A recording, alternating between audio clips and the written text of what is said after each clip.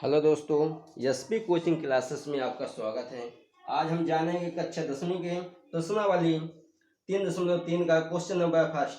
प्रतिस्थापन विधि। प्रतिस्थापन विधि होता क्या है? हमें उसमें x और y का मान फाइंड करना होता है, मतलब ज्ञात करना होता है। जैसे देखेंगे x + y = 14, समीकरण 1, x - y = 4, इसका समीकरण नाम 2 देंगे। तो हम किसी भी समीकरण से हम प्रतिस्थापन विधि को हल कर सकते हैं। जैसे समीकरण 1 से हम कहते हैं, समीकरण 1 से प्रतिस्थापन विधि से हल करने पर, प्रतिस्थापन विधि से हल करने पर समीकरण 1 कितना दिया है? x + y = 14।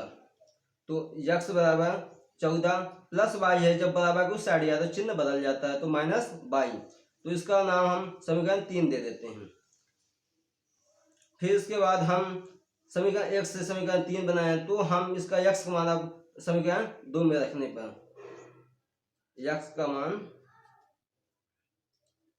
समीकरण 2 में रखने पर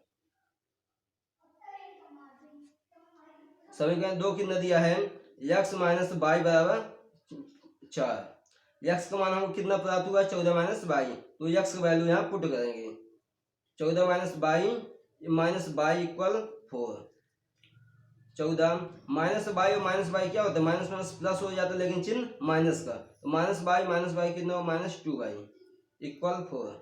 -2y बराबर 4 प्लस 14, जब बराबर कुछ साइड या तो चिन्ह बदल जाता है, तो -14।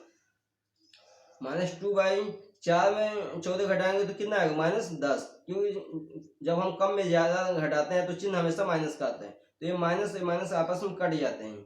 तो y/2 नीचे आ जाते हैं। 2 × 1 = 2, 2 × 5 = 10। y का मान कितना प्राप्त हुआ? 5।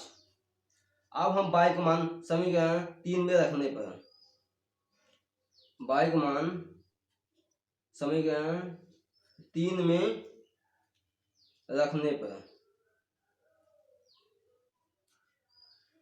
समीकरण 3 कितना दिया है?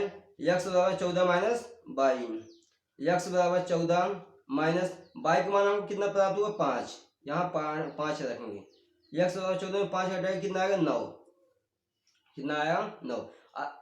अब हमें x और y का मान प्राप्त हो गया, तो लास्ट में लिख दीजिए, अतः x = 9 व y = 5।